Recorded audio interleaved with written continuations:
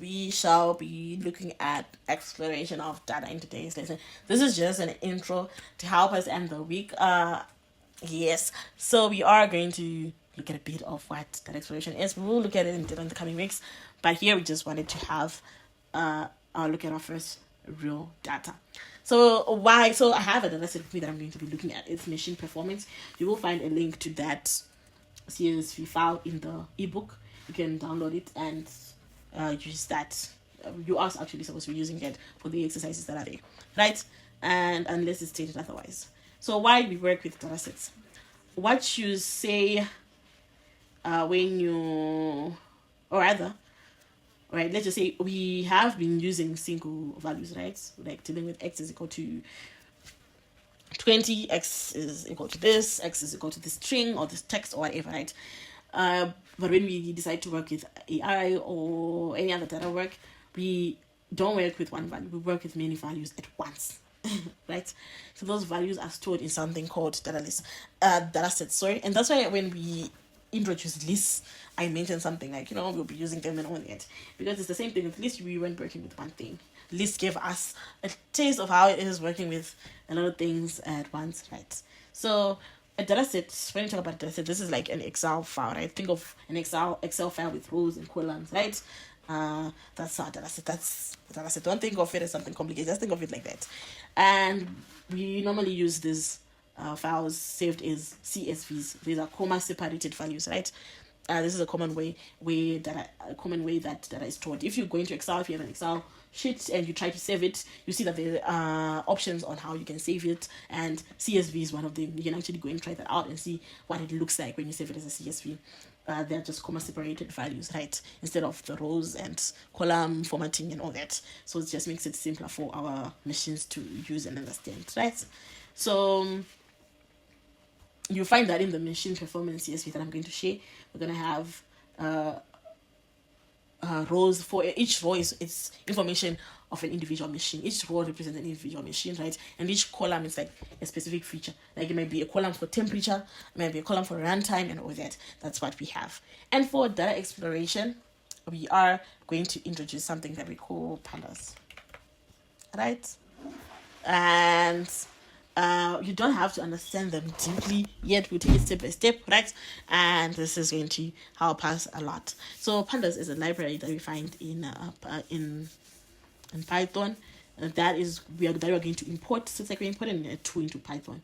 Then pandas, it's a data handling library. So many of the functions or softwares that we're not going to create them from scratch. We're just going to use them from that library, and they're created by someone else already for us. So yay to them for creating that, right? So we'll introduce this to us in simple steps, right? So let's try to look, right? Before you look at it, I can actually introduce it to us, and then we can introduce the topic, and then we look at the data set. And the data set that I'm talking about, the machine CSV that we have, right? So let's load the data set. No, rather, before we can load the data set, we have to be able to import the library first, the library that we're going to use, right? So in Python, there is something that we aren't going to look at today, and that's object-oriented programming, right? So with object-oriented programming, right, this is where we actually get to understand what it means to import those functions that have already been designed and all that. So it's like we have these that are already designed for us, and we are taking from that library and using them for what we need. That's something that you will find in object-oriented programming. So you can take a look at that after this, since we were just focusing on what we can use for data handling. You can look at that and apply it to future projects and all that. It's good to look at it. It is helpful, especially when you want to create on functions and on libraries. Could be for your games and a whole lot of applications. That's when you can actually implement it, right? So let us import pandas. So you want to import it. Like this is the syntax that we're going to use to import. We're going to write the statement import pandas, right? Sorry. Pandas. So we want to import pandas. So we will be using pandas a lot, right? So we want to continuously refer to it as pandas. It's quite long. So we can import it using a nickname. So we're going to import it as PD. So every time we want to call out to it or want to use it, we're going to refer to it as PD. So it's just a short name we're going to use. Think of it as a nickname, right? So this is what we're going to use. This is what's going to help us import all this stuff, read our CSV files, and perform some of the functions we intend to perform, right? So this is what we have. So again, looking at object-oriented programming, if you remember when we were looking at lists, we were using dot append, if you remember that, right? And there was that type of notation is called dot notation. Again, this is what we use in object-oriented programming, and it's telling that's what we use to import those functions and all that, taking from that specific library or whatnot. So this is what we're going to be using in pandas. That dot notation, right, is what we're going to take in and use. So we're going to have our we're going to create what we call our data frame, right? We can just refer to it as data now. We're just going to create it as data. So we're going to create a variable. We're going to call it data, right? And what is happening in this data frame? We're going to call on to our pandas. We said we're using PD dot notation. There is something that's called read CSV from that.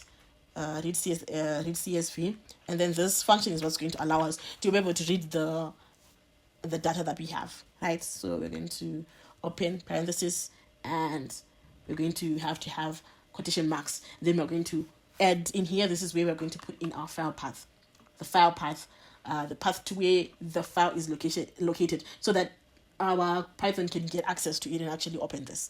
So where is our data set? Well, we can do this in two ways, right? You can come in here and you can choose a file there using, so over here, this one allows you to import files that you have. So you can use this one, you can choose the file that you want using this, and then this is the file that we're going to explore, right? That's one way. But the disadvantage of doing it like this is that after the session is expired, right? So this is the thing about Google Colab. It'll give you a certain time for you to actually be active. Like, let's say I leave my device over here. After a certain time, it'll I'll say it'll take back its resources, right? Since these are more of like shared resources, it'll just take back that session. Your session has expired. You're not using it, right? Just like what happens when you're trying to log into a page. Maybe you spend a lot of time without having access to it, and then you have to re-log in again or something like that, right? Your session will expire. So that's the thing about it. So when a session expires, whatever you had imported will also be removed. So you have to come back in and import it back and choose the file and put it in there, right? So unless you know that whatever you're doing, you're going to be doing it in one sitting, there's no problem there.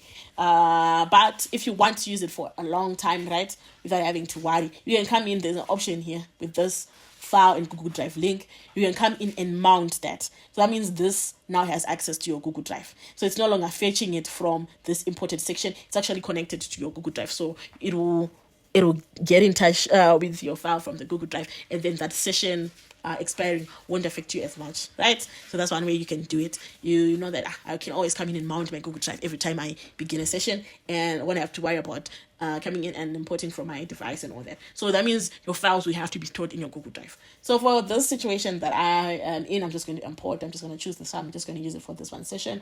I'm going to come in and open that. As you can see, ensure that your files are saved elsewhere. As this runtimes file will be deleted when this runtime is terminated, right?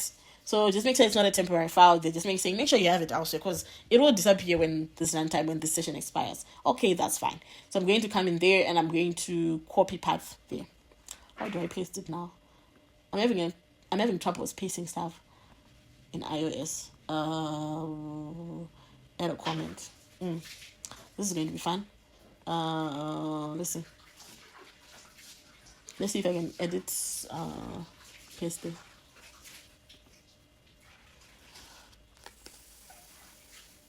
Now which one is this one? Let's see.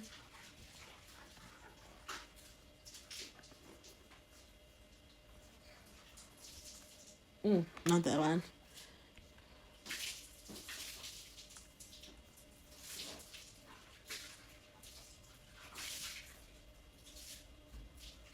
Okay, let's see now. Oh yes, right. Oh, I found it. That's good, right? I wasn't sure. I'm used to the Control plus V. right? So here I was using something different. So here, this is the file path. So it knows that this is the file path for it to get to this, right? So this is what we have with data, and I have coded like that. So what's the next stage, right? So here we've told Python to read a CSV file, which is this one. This is the file name, the file path rather. Then, so this is the variable data that is storing the data set that is going to read here, right? You can call it data, but then the most common is DF, right? This is what people commonly use, just to be in the same lane with others, right? But you can call it data as well, it's still fine. Then we can, after this is fine, we have our D. So we actually have a variable now, df, that is reading our CSV file. We don't have to come in and call in pd dot read CSV all the time. We can just refer to it as df. So how can we now see what's in df? The data set is quite large. We can view a lot of rows at once, but we can also choose to view a few rows. So we can come in and say df, and we import this code head, right? Dot head, this one shows the function that shows the first 5 rows, is it, by default. So it can just help us understand what the data looks like, right? So let me run this and see if we did that correctly. Oh, yes, we did. So over here, as you can see, we are hitting the first 5 rows of our data. Let me just take a look. So you can see that we have machine ID, run hours, vibration levels, faults, power, maintenance, flag, temperature, and efficiency. We have that in there. So this can actually help us understand what the data looks like. We already know what this is. We already know that these are in text. These are numbers, these are floats, and all that. We can see that. Right. So what do you notice about the columns? That's one thing you have to ask yourself when you're opening it. Why do I notice about these columns? What did these rows show? All that, right? So another thing that we can do with our data, I'm just only introducing a few things today, then the rest we will look at in the next. We can also call something different. We can also do something different, right? We can come in there and use df, the dot info. So this one helps us understand information, the data set information, right? Let me run that. Yeah. So this thing about classes and all that, this is from object-oriented programming, but it's okay. We want this part starting from here. Okay, we have 100 entries, 0 to 99 data columns. We have total of 8 columns, right? Then it goes in. This is a column that we have machine ID. This is the first one in this 0. In this one we have column. In this one we have run hours, 2 vibration, 3 faults, etc. Then it has 100 none now values, right? So for the 100 entries that we have, 100 of them are not blank. So that means we have information in all hundreds of them. Same here, same here, same here. So everything has something. We don't have any blank, any blank values in this data set. Then we also look at the data type. Also tells you what data type it is. Machine ID tells us that this is an object. Tells us that run hours, this is an integer. Tells us the vibration level is a float. This one is an integer. A float. This one is an object. And float. That's what it's referring to. So you might wonder, why is it saying object? This is actually something I want you to look at. You can look at by its object. When you're looking at it, you're just like, oh, but this is a string. This is text. So how is it related to this one? You can go and look into that. So this is what it tells us, right? Data types, float, integer, objects too. It just gives us a summary of what's here. So that's what data.info gives us, right? So that's good. That's actually good. It tells us. So let's just summarize what we get: number of rows, number of columns, column names, data types, missing values. This helps us understand what kind of data we are working with, right? We can also get summary statistics. How do we get the summary statistics? We come in and say code. So what are these summary statistics? These are count, mean, maximum, minimum. This one is the most important command in data analysis. It's one of the most important, but I think this will give you a lot. So let's just put it in. It's df.describe. Right, using describe. So I think this will might seem like new from what we're doing, but if you just take it as okay for now, it's syntax, right? This is how it's looking at you. You should also go and look at the dot notation, and this will put you on the right path, right? And let's run this. So actually calling and running it for those ones, right? And this is how what happens, right?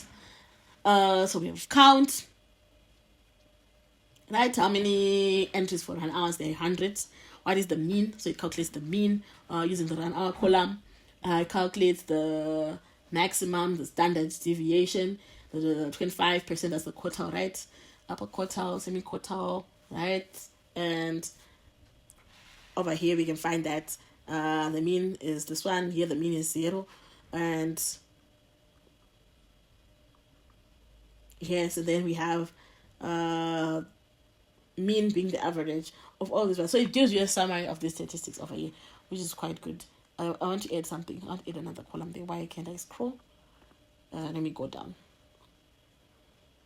Let me see if I can add another column there. I don't know why I can't. Okay, okay. Over here, we can actually get the max as well. So the minimum value is 0. The maximum number of foods that we have are 4. So we have this summary statistics. So we can look at it. We can export that in Python. Another good thing is that we do have tools like Excel. So for this data set where we have 100 entries, we can still use Excel. You should be comfortable using either Excel or this one. For data exploration, data cleaning and all that, you don't necessarily have to do it in Python. There are other tools that you can use. This include Tableau. Is that the name? Let me just try to type it. I'm not sure if it's this one. I think it's this. Yes, this is one too. You can use Excel. You can come in and use Excel. These are all used in data analysis. So one is better than the other. This one is mainly for like visualizations. It's quite good at visualizations. And Excel, this is where you can clean. It's also easy to clean. But this one again, it's good when you don't have hundreds of thousands of values, right? And then again, if you have so many values, people also look at. This is why people also end up looking at SQL, right? Because of the limitations of some of the tools. But since we want to be able to just get into data analysis and kind of like use this data to make predictions and all that, it's good that we just have a background on how we can actually easily get information about our data sets without actually going out into other tools. So yeah, this is what we are going to end the lesson with, right? So this should get you thinking, like a data analyst. Look at your data. What does this tell you? You should be able to draw out reflections from this. So you will find an exercise that would ask you to tell us to interpret that. Because just numbers like this, it's not enough. We need your interpretation. We need to understand what's happening with the data, and this is what can help you, right? So you should answer those questions. What kind of story do these statistics tell about the machines? Which variables might be important for predicting failures? What questions do you want to ask but cannot answer yet? You should be looking at that. So we'll answer this in future lessons, but then these are things you can also be thinking about as we go on. At this stage, we're learning to observe, right? We're not acting on it. We're just trying to understand. Real data work always starts with the exploration. So I hope you were able to explore this data set, and you might even have it on data set now that you have in Excel. Just let me just try it out. So this is how you can do it. So now saying you mount, the thing that I didn't show is to mount you're mounting your Google Drive. It will ask for permissions and to connect and all that. And this will just make it easier, since the file path you'll now be using will be the one to the Google Drive. And just come in and mount. You don't have to come in and try to import all the time and all that. It will be a good thing. Connecting to Google Drive will permit code executed in this notebook to or modify files in your Google Drive and to access or otherwise as a default. So if I have it connected like this, I think it would just stay connected for a long while, and that's one way to do it. So I think that's the other tip that I do have. So I think for today, that's all. I think this is the end of the lectures for week 1, if I'm not mistaken. Yes, this is the last one. So let's see each other in week 2. And if you have any questions, any areas that you might want me to explore further, I know some areas might still be great, and this is why we are here to help one another out. So don't be afraid to reach out. Toodles.